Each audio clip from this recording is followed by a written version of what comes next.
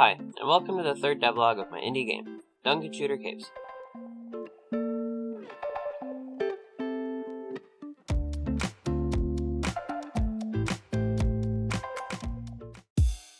The first thing I did was implement melee weapons.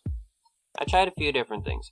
First, I tried spawning a collider at a certain point, and then dealing damage to all the enemies touched, but it didn't look right, and when I implemented animations, it got too complicated. The next thing that I tried was spawning a slow-moving projectile, but I really didn't like that either. The last thing I tried was just putting a collider on the sword and dealing damage to all the enemies it hits. I really liked that because I wouldn't have to do anything hacky to make the damage area match up with the animation. Instead, everything that the sword touched would take damage. This comes with a problem, because the sword can hit the same enemy multiple times in the same swing. My solution was to make a list that contains all the enemies the sword hit during that swing. For each enemy that the sword hits, I can check if the sword already hit that enemy. Then for the next swing, I just clear the list. Okay, here's the exciting part. First, I spent a bunch of time designing enemies of my first world, the overworld.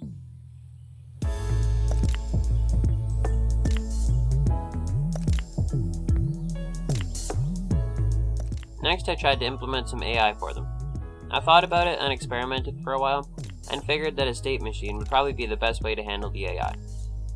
I tried to make my own at first, and it didn't really do anything but confuse me, so I did what I always do when I'm having trouble.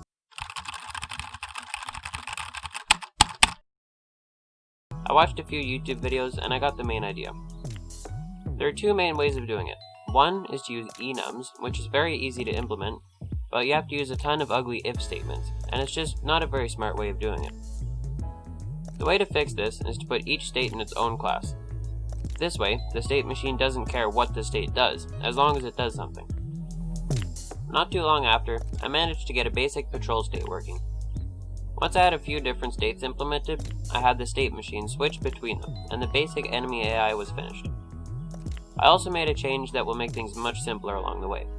My game manager script is already a singleton, meaning I can access it from any script at any time.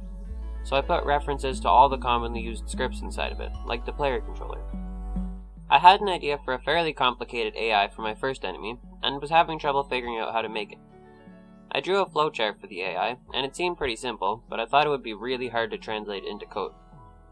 I did some research and came across Unity's state machine behaviors. Basically, it works with the animator component and allows you to add a behavior to each state, so it's perfect for state machines. After looking deeper into it though, it seemed like it wouldn't make things much easier. I decided to just suck it up and try to translate the flowchart. Funny story, it turns out all I needed was to just write 5 little measly if statements.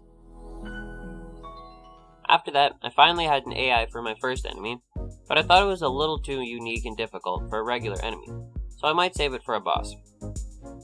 For each world, I plan to have 5 to 10 unique enemies. Then I want the bosses to be bigger and more interesting versions of those enemies. Okay, it's a few days later. I had to rewrite a lot of code and make a lot of adjustments, but I finally have my 4 enemies done. So the first enemy, I call the Fleacock.